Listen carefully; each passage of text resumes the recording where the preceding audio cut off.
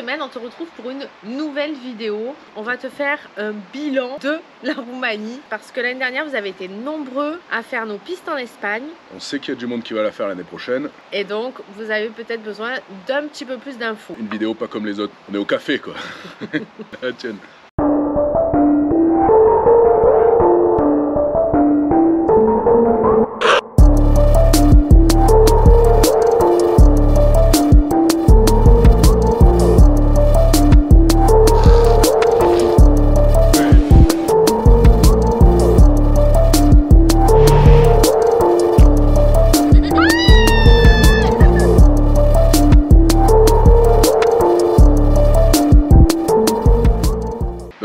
La Roumanie, c'est pas à côté de chez nous, c'est complètement à l'est de l'Europe, loin.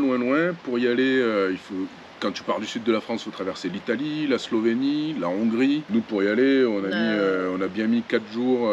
On s'est arrêté un peu dans les Alpes, un peu en Slovénie. On a traversé l'Italie d'une traite et on a traversé la Hongrie en 6-7 heures ou 8 heures par là. Attention en Hongrie, on a eu 2 amendes. On s'est fait flasher alors qu'on était maximum 80 km/h. Le problème c'est que la Hongrie c'est vraiment très droit, ça change pas, la route Ça pendant des heures et des heures, c'est tout droit. Donc tu as peut-être tendance à accélérer, enfin nous en tout cas on n'avait pas l'impression d'avoir accéléré, mais on s'est quand même pris 2 amendes. Donc fais attention. C'est des pays que tu traverses avec des vignettes en plus, donc si t'as pas la vignette, faut pas prendre l'autoroute. Alors, quand on est arrivé en Roumanie, on a eu l'impression d'arriver 30 ans en arrière. Alors, facile. C'est un pays européen, c'est dans l'Union européenne, mais c'est pas le même temps. On arrive, on découvre des maisons avec des couleurs hyper flashy, donc ça c'est super joli. T'as du fuchsia, du rose pétant, et t'as énormément d'églises. Ouais, dans chaque village, t'as au moins 3 églises. Il y a des croix dans toutes les maisons, des petits mausolées pour que chacun fasse sa prière dans son jardin, de partout. T'as des énormes croix dans les jardins. Des cimetières partout. Alors pour te montrer que c'est quand même moins moderne que chez nous, regarde ces poteaux électriques, il y a des fils partout, il y a plus de fils. Ouais, ça a été rajouté, puis rajouté, je sais pas comment ils ont fait, mais ils ont fait. C'est assez impressionnant parce qu'on n'est pas habitué, nous tout est enterré chez nous. Les routes c'est à l'ancienne, t'as la route, un gros caniveau, et après les maisons, il n'y a pas le caniveau sous le trottoir ou l'évacuation des eaux, c'est basique. Et sur les poteaux électriques aussi, tu as des énormes nids avec des cigognes blanches. Alors je crois que ça a été réintroduit. Ouais, il y a plein de cigognes, ça c'est sympa. Donc voilà, si tu vas en Roumanie, on regarde au-dessus des poteaux et de toute façon tu peux pas le rater parce que c'est des nids qui doivent faire notre taille, enfin, c'est énorme. Et il y a un autre truc aussi qui nous a choqué visuellement, c'est les tuyaux de gaz. Ça, ils sont apparents partout. Il y a du gaz, des tuyaux de gaz apparents partout. Si tu rentres dedans en 4x4, ça fait un peu flipper, mais bon, ils sont là quoi. Puis ce qui est surprenant, c'est qu'il n'y a pas trop de cohérence dans les maisons. Des fois, tu vas tomber sur des maisons flashy. Des fois, tu vas tomber sur des maisons avec des portails couleur or. Et des fois, tu as des taudis. C'est un peu brouillon en fait. C'est ça. La Roumanie, c'est assez brouillon dans l'architecture. Ouais. Quand tu arrives en Roumanie aussi, un des trucs qui marque, c'est l'état des routes. Les routes, c'est quand il y en a, parce que des fois il n'y en a pas, c'est rustique, on dirait qu'ils ont pris, tu vois là derrière tu as de la pelouse, ben, ils ont mis du goudron dessus sans préparation et puis ils ont dit ça fait une route. Et tu as tout le monde qui passe là-dessus, la route tient pas, il y a des, bon je te parle pas des nids de poules, ça il y en a partout, mais quand tu es à fleur de rivière, la route c'est souvent à moitié barrée dans les rivières, il y a des ponts. Ah oui, les ponts, faut faire attention. T'as 2 poutres, ils ont fait un habillage, et bah des fois l'habillage il s'est barré, donc t'as les 2 poutres et t'as des trous au milieu, c'est assez flippant. On prévient pas, hein, on parle pas de chemin là, on parle de route où il y a des camions, des semis et tout ça qui passe, et des calèches. Des calèches d'ailleurs, il y en a une voiture sur 10, c'est une calèche à peu près, donc ça c'est l'ancien temps, et ça se mélange avec les camions, les voitures et tout ça. Alors, à savoir qu'en Roumanie, il y a la route la plus dangereuse d'Europe. Il y a peut-être même les routes, parce qu'a priori il y en a une où il y a le plus d'accidents en Europe là, mais à mon avis les autres elles sont bien classées aussi. Ils croient trop en Dieu là-bas, c'est le destin si tu as un accident, et du coup c'est n'importe quoi. Alors ils roulent pas vite. Non, c'est pas ça qui est dangereux. Ils roulent beaucoup moins vite que les Italiens ou que nous les Français. Mais dans tout ce qui est code de la route et les traits sur la route là, ils ont pas, ça doit être récent en fait, les traits sur la route là-bas, ils doivent pas savoir ce que ça veut dire. C'est-à-dire qu'ils te doublent, ils en ont rien à faire quoi. Des semi-remorques, aussi bien on s'est fait doubler par une bétonnière en plein virage. Il y a des mecs qui te doublent en plein virage, c'est déjà flippant, et puis celui de derrière il enchaîne.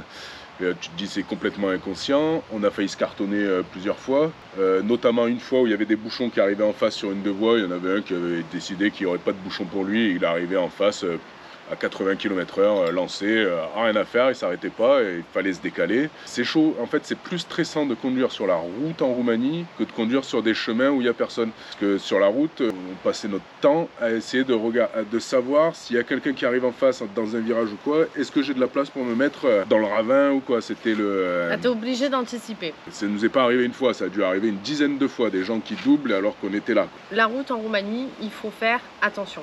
Les chemins de fer aussi. Pour rajouter un peu dans l'ambiance, on s'en est rendu compte à peu près à la moitié du trip. Oui. Mais il n'y a pas de barrière, il n'y a pas de feu au chemin de fer. On s'est rendu compte parce que les gens s'arrêtent pour regarder s'il y a un train qui arrive. Où tu as des feux et des barrières levées, mais quand il même, marche pas. ça ne marche pas. Il faut quand même s'arrêter et regarder. Enfin, ça, on l'a capté quand il y avait des voitures pour mettre devant, quoi. Pour rester sur c'est l'ancien temps, la voiture principale là-bas, c'est les Opel Corsa, les vieilles Opel Corsa, comme la nôtre. Et il y a plein de Dacia et compagnie. Dacia, c'est roumain. Et du coup, il y a des vieilles Dacia qu'on ne voit pas chez nous, qui sont vachement belles, des Dacia 4x4, des Dacia Pick-up, des... Oui, parce que pour la petite info, Dacia, ça a été créé pour que tout le monde ait une voiture accessible. Voilà, pour sortir de la calèche. C'est encore en cours. Autre chose qui est vachement différent par rapport à chez nous, ils vendent de l'alcool sur la route. Les gens vendent de l'alcool, la fameuse Palinka là, qu'on a acheté, qu'on a fait goûter à plein de monde. Palinka. Tiens, on va voir si la Palinka roumaine, il y a un peu d'alcool. C'est vendu par des vendeurs ambulants, des gens qui sont chez eux et qui vendent leur alcool au bord de la route. Mais tu peux aussi trouver des sirops, des légumes, tu trouves plein de choses en fait. Les gens vendent ce qu'ils font chez eux, quoi. Autrement, tu as les grands supermarchés ou les petits supermarchés. Je te conseille d'ailleurs les plus petits supermarchés dans les petits villages. Il y a un petit peu moins de choix, mais c'est un petit peu moins cher. Enfin, surtout que chez Carrefour quand tu achètes du camembert. Mais bon. Oui, si tu cherches de la viande, ne cherche pas de boucherie, il y en a pas. Ah ouais, des vraies boucheries, c'est introuvable. Donc c'est au supermarché. Et tu verras qu'au supermarché, alors c'est assez surprenant parce que c'est pas foutu comme chez nous. Tu peux te retrouver avec le rayon alcool et juste en face le rayon bonbons, quoi. Donc c'est assez bizarre et puis c'est un petit peu le bazar, c'est pas du tout rangé comme chez nous, donc on est un petit peu désorienté dans le supermarché en Roumanie. Ouais, c'est un bazar. Et si tu vas pas au supermarché et que tu vas au restaurant, tout le temps les mêmes menus, quel que soit le restaurant en Roumanie.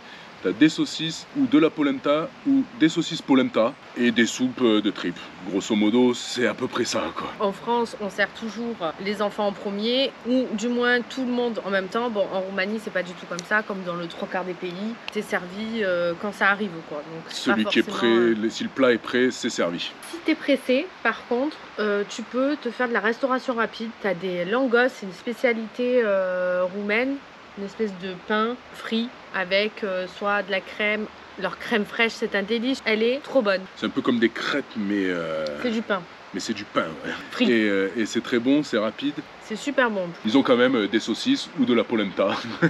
Ou de la saucisse et des polenta. C'est juste pas présenté pareil. Faut que tu saches quand même qu'au restaurant, la première fois qu'on a mangé au restaurant, on s'est retrouvé avec des plats monstrueux. On s'est dit, mon Dieu, mais on va jamais pouvoir tout manger. Donc on prenait à la fin un plat pour les enfants. Et nous, on en prenait quand même un chacun, mais ouais. Un pour deux, ça marche quand même.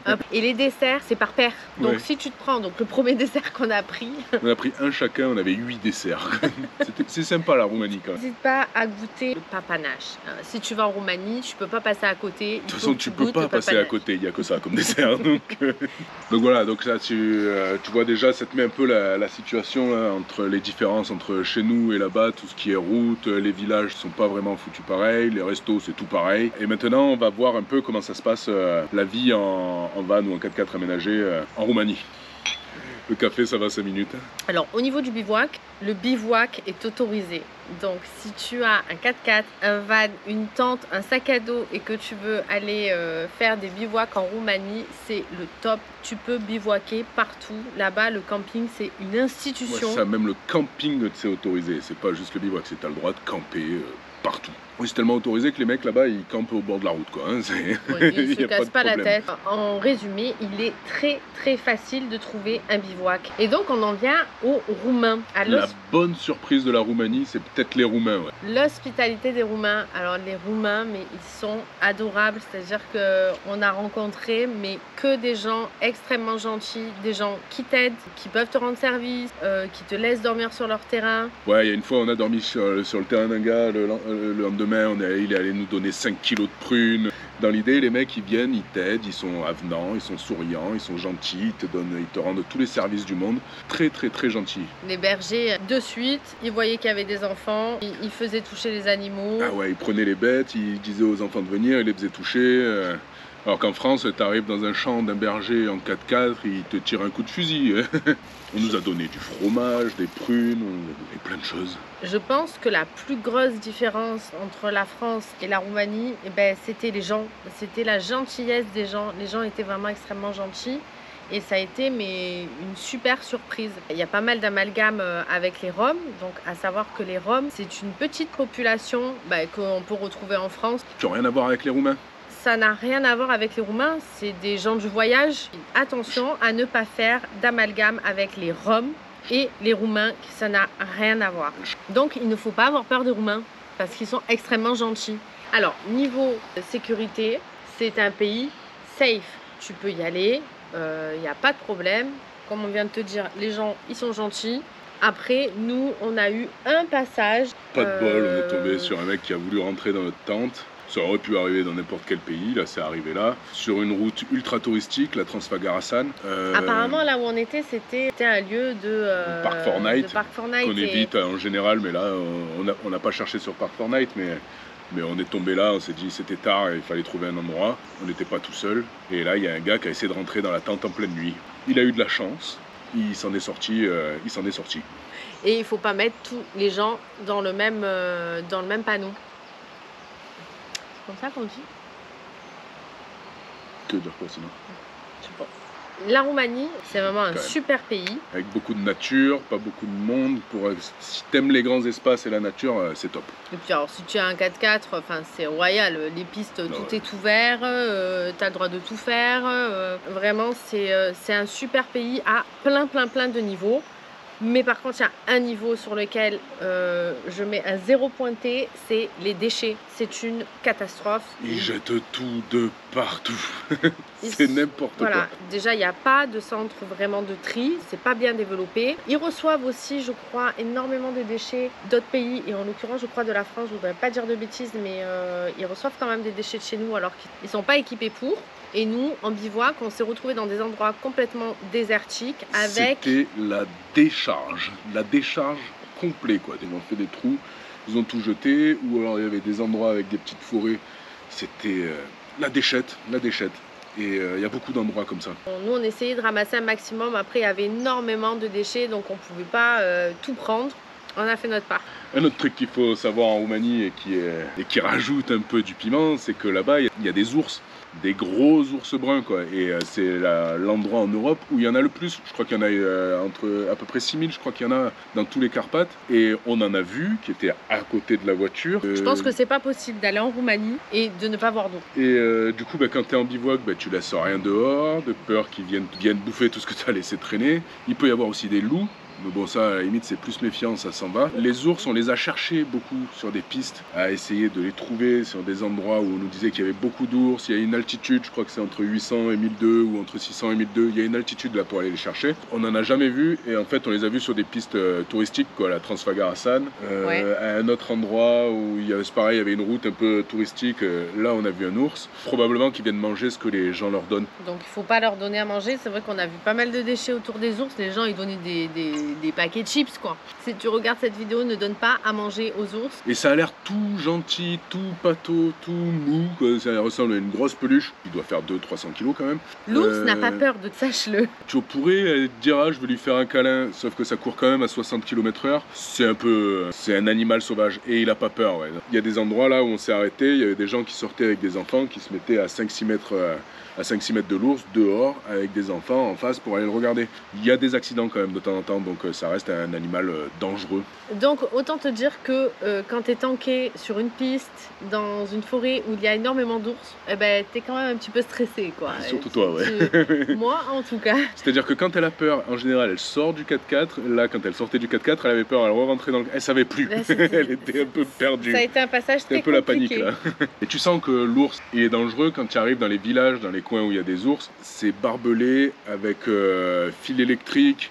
Et pas qu'un. Branchés, il y a plusieurs fils électriques branchés, c'est des espèces de murs ou des grillages qui font 2 mètres de haut, et voilà quoi, tu sens que l'ours peut faire des dégâts quoi. Quand même ce qui est cool là-dedans, c'est qu'il y a des ours quoi, il y en a vraiment, tu peux les voir, et c'est un superbe animal sauvage. Voir des ours en pleine nature, ça n'a rien à voir avec un ours aux zoo. Ils sont bien plus gros, bien plus imposants, ils ont la place de courir. Et on les avait là à 1,50 m de la voiture quoi, c'était vraiment, on avait la fenêtre ouverte, on avait le doigt sur le truc pour remonter la vitre, et j'ai entendu à un moment, remonte et on l'a remonté. Je pense que ce qu'on se souvient le plus, c'est des ours. Les enfants se souviennent de l'ours. C'est waouh, c'est extraordinaire. Ça fait un vrai souvenir, et c'est un truc de la Roumanie, c'est l'ours, et ça, il n'y en a pas chez nous. Ah, l'ours et les gens. Alors, si tu veux trouver nos traces, tous les liens sont sur Instagram. Sur les liens d'Instagram, tu retrouveras le blog Wikiloc, où il y a toutes les traces de la Roumanie, si tu as envie de partir en Roumanie. Et il y a aussi Polar Steppe. Polar Steppe, c'est pas mal parce que ça a suivi toutes nos traces et on a enregistré tous les lieux qu'on a visités. Voilà, donc pour la steppe, tu auras un peu de tout.